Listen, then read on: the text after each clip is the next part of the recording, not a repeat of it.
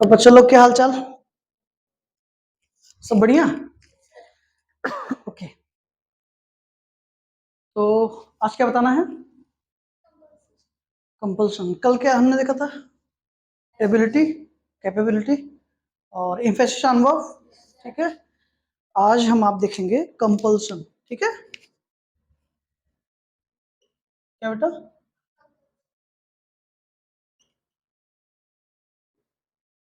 बेटा दिख रहा है, आ रहा है? कंपल्सन, ठीक है ना बेटा? इसको हम आप हिंदी में क्या कहते हैं?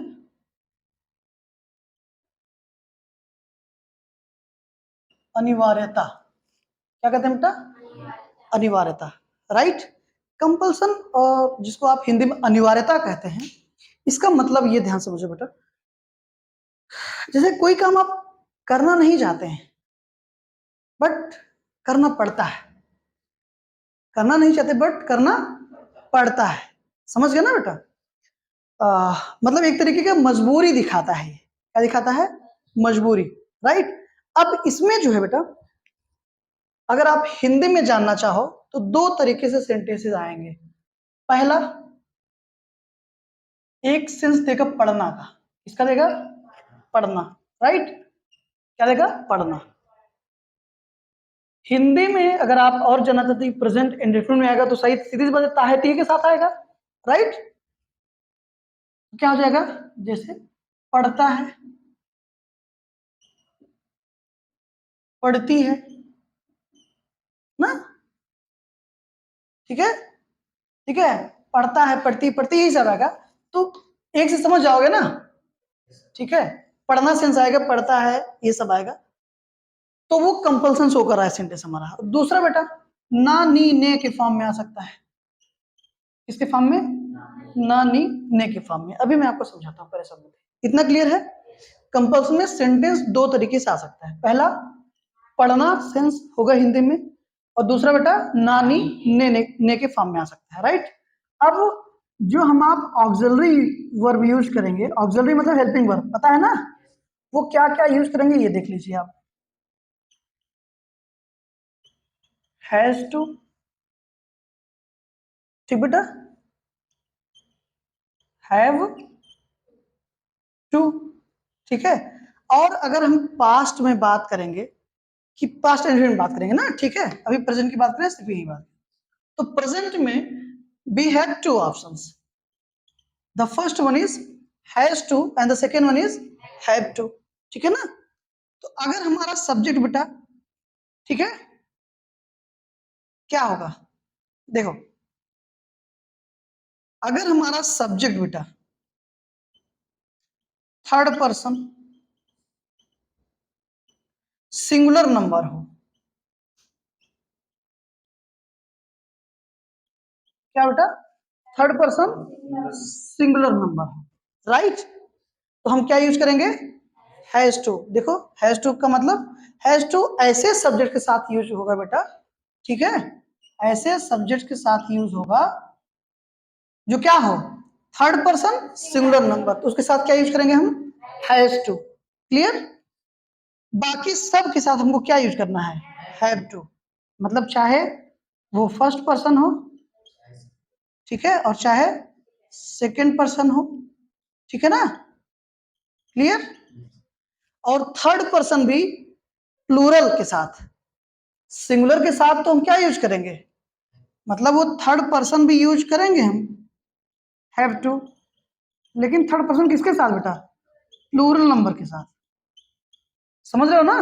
तो इस थर्ड पर्सन सिंगुलर के साथ क्या यूज होगा? Has to. बाकी सबके साथ हैव टू। चाहे वो फर्स्ट पर्सन हो, मतलब आई और बी के साथ भी हैव टू। सेकंड पर्सन एक ही होता है, यू, यू के साथ भी क्या लगाएंगे? हैव टू लगाएंगे। थर्ड पर्सन में प्लूरल, जैसे दे हो गया, हैव टू लगेगा। कोई प्लूरल नाउन आ गया बेटा, जितने भी नेम्स होते हैं सब थर्ड पर्सन होते हैं, राइट। सिंगुलर नेम होगा तो थर्ड पर्सन सिंगुलर नंबर हो गया बेटा, प्लूरल नेम होगा तो थर्ड पर्सन प्लूरल नंबर हो गया, राइट। एक एक चीज बारीकी से समझिए, कंफर्म है ना? तो थर्ड पर्सन प्लूरल नंबर के साथ भी हम क्या लगाते हैं बेटा? हैव टू लगाते हैं। क्लियर? और हैज टू, हैव टू के बाद हम आप बेटा जो मेन वर्ब यूज करेंगे, क्या? Main verb. वो अपने बेस फॉर्म में आएगी, यानी कि फर्स्ट फॉर्म में, राइट। मतलब हैव टू के बाद हम जो मेन वर्ब यूज करेंगे वो किसके साथ यूज करेंगे, V1 के साथ। और ऐसे ही भी जानो, जब मॉडल ऑक्सिलरी आप लोगों को बताई जा रही थी बेटा, तो वहां पर हैज टू और हैव टू बताया गया होगा ना, मॉडल्स में लिखवाया गया था। ये प्योर मॉडल तो नहीं है, लेकिन मॉडल की तरह बिहेव करती हैं। कहने का मतलब मॉडल्स भी, जो मॉडल ऑक्सिलरीज हैं, अपनी बात क्या लेती हैं बेटा, मेनू की फर्स्ट फॉर्म V1 लेती हैं। हैज टू हैव टू भी क्या लेती है बेटा, V1 लेती है। कोई दिक्कत, ये कंफर्म हो गया, यहाँ तक कोई इशू नहीं है ना। प्लीज इसको आप नोट डाउन कर लीजिएगा, ठीक है। अब इसको मैं इरेज करूं, समझ में आ गया ना, ठीक है।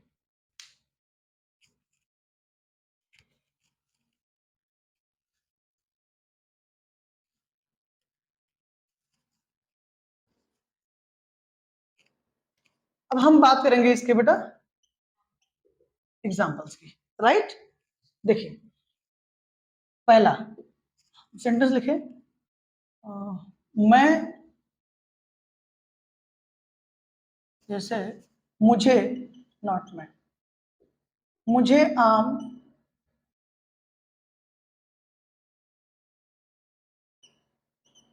खाना पड़ता है, ठीक है। अब चाहे इसी सेंटेंस को आप लिख दीजिए कि चाहे आ गया ना, पढ़ना सेंस आया। इसको हम आप नानी फॉर्म में भी लिख सकते हैं बेटा। तो चाहे आप कहें मुझे आम खाना पड़ता है, और चाहे आप लिखें कि मुझे आम खाना है, समझ रहे ना, नानी के फॉर्म में आ नहीं आया, इसीलिए मैं कह रहा हूं बेटा। तो चाहे पढ़ना के फॉर्म में आ जाए, ठीक है, और चाहे नानी ने के फॉर्म में आ जाए, right. Both are same thing, both have same meaning, there is no difference between both sentences, clear. चाहे आप लिखिए बेटा मुझे आम खाना पड़ता है, और चाहे आप लिखिए मुझे आम खाना है, राइट। रूल ऑफ ट्रांसलेशन क्या होगा बेटा, subject plus helping verb auxiliary. Helping verb के तौर पर हम क्या यूज करेंगे बेटा, हैज टू और हैव टू, ठीक है, प्लस मेन वर्ब आएगी, मेन की कौन सा फॉर्म, फर्स्ट फॉर्म यूज करेंगे, ठीक है, प्लस ऑब्जेक्ट होगा, और प्लस अदर वर्ड होगा तो लिखेंगे, नहीं तो नहीं लिखेंगे, कंफर्म। तो सबसे पहले क्या लिखेंगे हम, सब्जेक्ट। अब मुझे देखो, मुझे, मैं, हिंदी पे मत जाना, ठीक है ना। अब कुछ लोग देखता हूँ, चाहे ऑनलाइन पे ऑफलाइन, में टिप्पणी नहीं करना चाहता किसी चीज पर, मैं बस इतना कहना चाहता हूँ कि कुछ लोग आपको बताया कि मुझे एक अंग्रेजी कब मैं आई होगी, कब मी होगी, क्या नौटंकी मचा के रखे हो यार, बच्चों के साथ खिलवाड़ मत करिए ना। आइए बताते हैं कि मुझे एक अंग्रेजी कब मैं होगी, सॉरी कब आई होगी और कब मी होगी, ये तरीका नहीं है। उनको केस बताइए, ग्रामेटिकल टर्मिनोलॉजी समझाइए उनको, ठीक है। आइए बताते हैं कि मुझे कि अंग्रेजी कब आई लगेगी, कब मी लगेगी, तो समझो चीजों को बेटा, ठीक है। नहीं तो आप इतना परेशान हो जाएंगे कि आप समझ ही नहीं पाएंगे, क्योंकि इन फ्यूचर सारे के सारे एग्जाम्स आपको इंग्लिश में ही लिखने हैं। फिर वहां आप ढूंढते रह जाइएगा कि मुझे कि अंग्रेजी कब आई होगी, कब मी होगी, तो वो तरीका नहीं है। तरीका क्या है कि ये बताओ कि देखो आम ये खाना नहीं चाहता है, बट इसको खाना पड़ता है, एक तरीके कंपल्सन, एक तरीके की मजबूरी। ये बताओ किसे खाना पड़ता है बेटा, मुझे ना, मतलब खाने वाला काम करता कौन है, मैं करता हूं। इसका मतलब ये डूअर हुआ मैं, तो doer of the action, action क्या हुआ, खाने का, तो doer of the action is called subject. That means यहां पर जो मुझे आया है बेटा, वो सब्जेक्टिव केस में आया है, जिसको हम आप नॉमिनेटिव केस भी कहते हैं, राइट। मतलब एज अ सब्जेक्ट। और सब्जेक्टिव केस क्या होता है, आई होता है, आप जानते हो, राइट। उसने मुझे बुलाया, अब यहां मुझे की अंग्रेजी, ये चक्कर नहीं, उसने मुझे बुलाया ना, बुलाया किसने, उसने, वो सब्जेक्ट है। मुझे बुलाया गया, यहां पर मैं क्या हूं, ऑब्जेक्ट हूं, तो मेरा ऑब्जेक्टिव केस आएगा। तो मैं की अंग्रेजी आई होती है, उसका ऑब्जेक्टिव केस क्या हो गया, मी हो गया।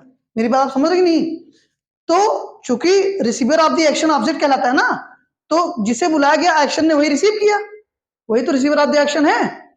तो मी ने रिसीव किया, तो वहां पर मुझे जब आप ट्रांसलेट करोगे तो क्या लिखोगे? मी, क्योंकि वो ऑब्जेक्ट है, ऑब्जेक्टिव केस में लिखा जाएगा। कंफर्म?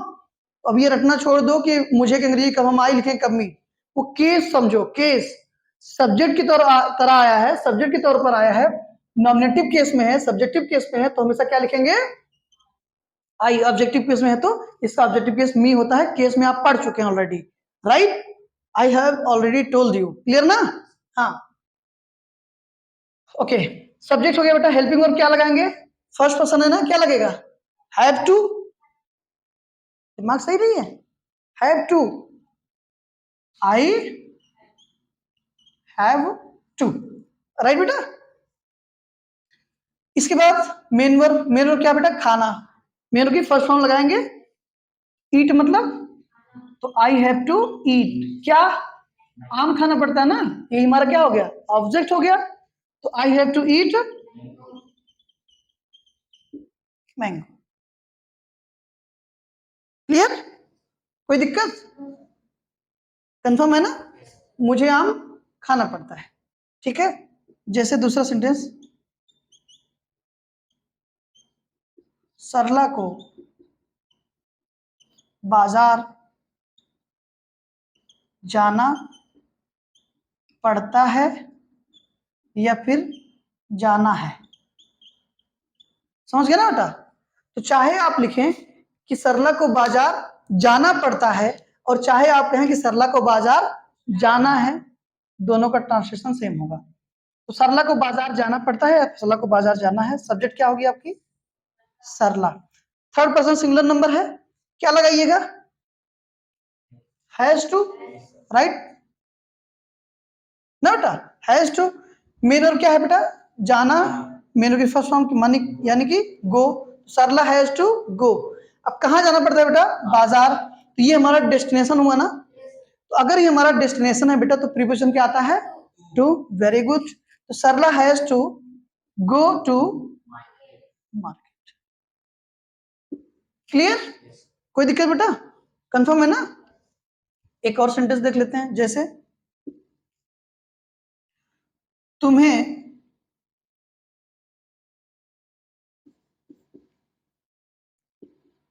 अंग्रेजी बोलना पड़ता है या बोलना है, राइट?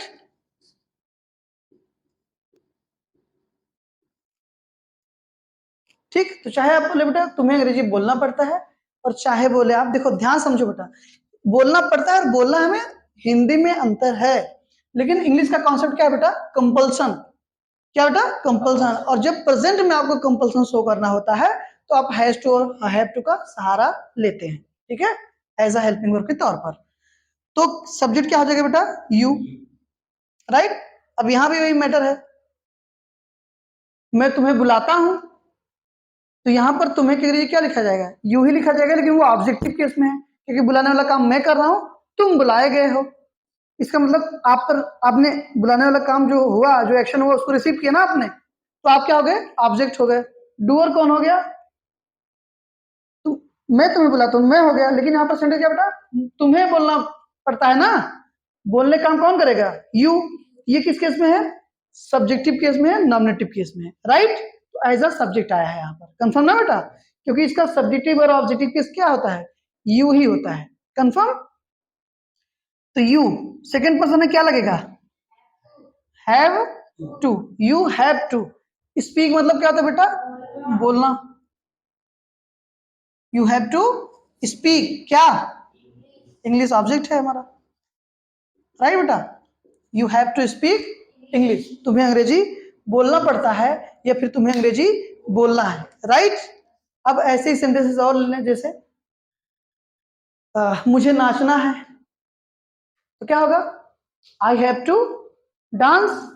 मुझे नाचना पड़ता है, I have to dance. Confirm? कोई दिक्कत? तुम्हें सोना है, यू हैव टू स्लीप। तुम्हें जाना है, यू हैव टू गो। तुम्हें बोलना है, यू हैव टू स्पीक।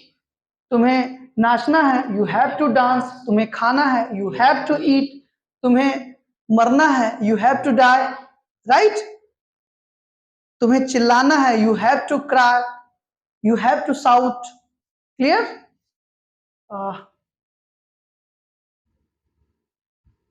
कोई भी सेंटेंस और बोलो, आप लोग भी बोलो।